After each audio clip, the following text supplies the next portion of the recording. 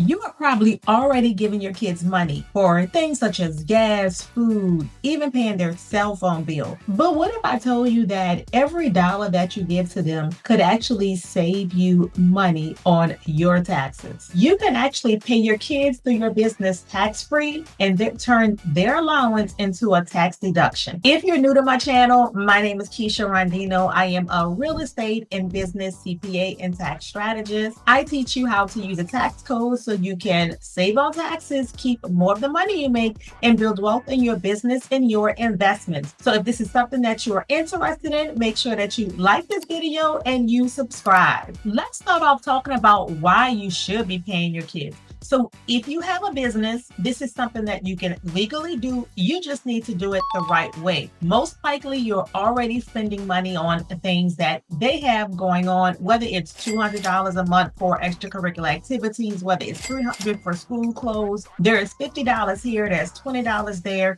You're always giving them money. But what most people don't know and what they don't do is if they run a business, they can hire their kid to do real work and shift some of that income that they're generating to payroll for their kids, making it a tax deductible expense for you and making it tax-free income to them. It's not really just about giving your kids cash. It's about using a real strategy that can help you save money when it comes to filing your taxes. And it also teaches them some responsibility. So this is how it works.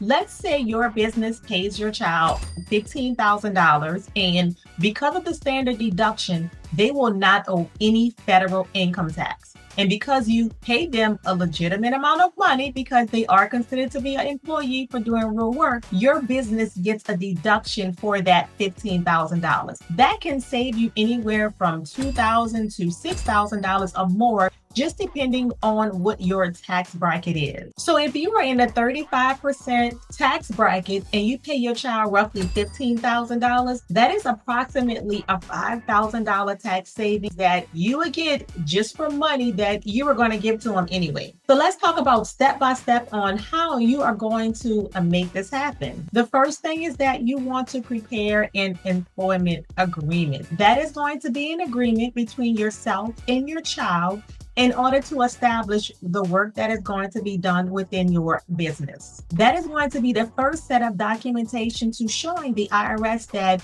your kid worked as an actual employee. As you are creating that employment agreement, you want to ensure that the task that you are assigning to your child is reasonable based on who they are, what their age is, and what they're capable of doing. As you have preteens and teenagers, they can clean your office, they can file paperwork, they can stuff envelopes. If you have rental property, they can mow the lawn, they can rake up leaves, they can pick up trash as needed. They can do marketing phone calls. Anything that they are capable of doing for their age is going to be reasonable for what it is that you're paying them for. So for example, when my son was in high school, he took an accounting course and he also took a social media marketing course. And so while he was enrolled in those classes, I hired him to work on my marketing strategy and posting different types of social media to my social media channels. He also helped with some of the accounting and bookkeeping for my firm because within his accounting courses, they learned about QuickBooks. In fact, when they go through the accounting course there, by the time they are done with their accounting 2 course, they're qualified QuickBooks advisors. So he was able to help me with tasks that was available within my firm. So that's what you want to ensure, that when you hire your kid, that they're able to do the work that you're going to pay them to do. They can't do plumbing, they can't do something that requires a license and things of that nature, but there are a lot of tasks that they can do in order to work for you that can absolutely help you out. The next thing is that the task must absolutely be done. If you are hiring them to do work, then they actually have to do the work. You have to be able to show and have supporting documentation that they did real work for you. And the way that you're going to support your claim that your child worked for you, you are going to have a work log and document all the work that is done by your child, meaning that any particular day of the week that they work for you, you are going to document the dates, you're going to document the number of hours that they worked for you, as well as the task that was done. You will have the date. Let's say September the 1st. Hours, 2 o'clock p.m. to 5 o'clock p.m. Task, raking up leaves and picking up trash and cleaning out the garage for the rental property turnover. This is going to show the IRS that you legitimately paid your kid for doing real work within your business. The next thing is you actually have to pay them. You can't hire them and have them do work for you and not pay them at all. Just keep the money and just internally say, oh, I paid them. I'm going to get the deduction and I'm going to keep the money. You actually have to pay them.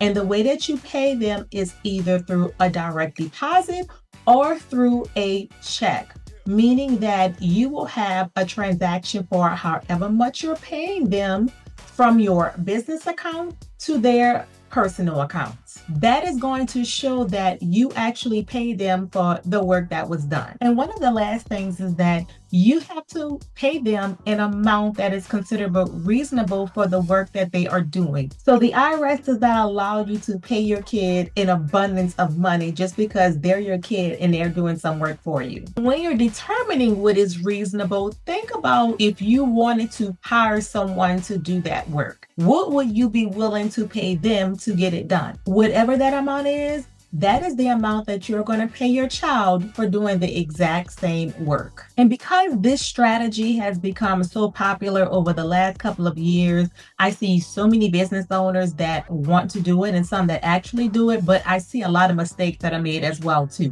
The most common mistakes that I see is, one, they don't have a paper trail. They don't have a time card for their child. They don't have a job description. They don't have any pay records. They just say that, oh, my kid worked for me and I pay them. They need more than that when it comes to the IRS. Another mistake is that they pay them an amount that's too high for simple tasks that is being done. The IRS requires the pay to be reasonable and not just an amount because they're your child. Another mistake is that the kid doesn't actually do the work. They just pay the kid because they want to get the deduction for it, but they have no supporting documentation saying that the child did any work. And a big mistake I see is that they commingle the funds. They do not pay their child from their business account into their personal account. They just keep the money into their business account and the child never sees it. It never goes to that child's personal account. Again, if the IRS questions you on what you paid and how you paid them, they would not like the fact that there is no indication that the child was actually paid. So the way that you pay your kid also is going to be determined by the type of entity that you have. If you operate as a sole proprietor or a LLC, you don't need to withhold any Social Security or Medicaid taxes when hiring your kid if they are under 18. If you operate as an S corporation, you do need to withhold those taxes. So that would mean that they will be paid through a W-2 where you will pay employer taxes for them and you will submit payroll reports to them to the IRS. Now that you paid them, let's talk about some of the things that they can do with that money. One, they can use it for their own expenses. You can teach them how to budget and how to save, or you can open up a Roth IRA account for kids and start building their retirement as early as age 10. I know for me, when I hired my son and he got paid, we used it for his extracurricular activity. He played basketball and he had AAU fees that were due to his organization periodically. And so as he worked for me, he had his own bank account where I would pay him.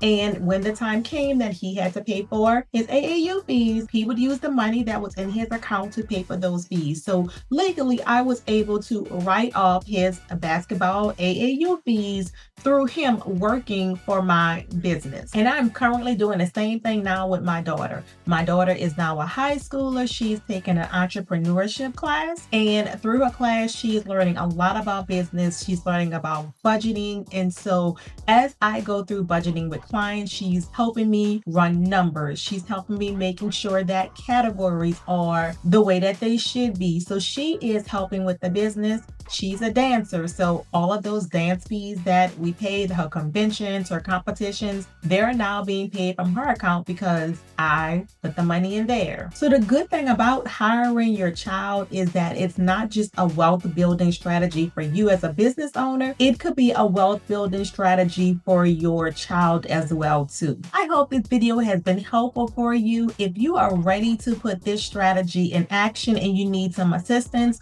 use the link below to schedule a call with my team. We would love to assist you. If there are any other topics that you are interested in me speaking about, you can leave them in the comments below because I would love to hear from you. Make sure you like and subscribe so you do not miss out on the next tax saving strategy. And I look forward to seeing you in the next video. Bye.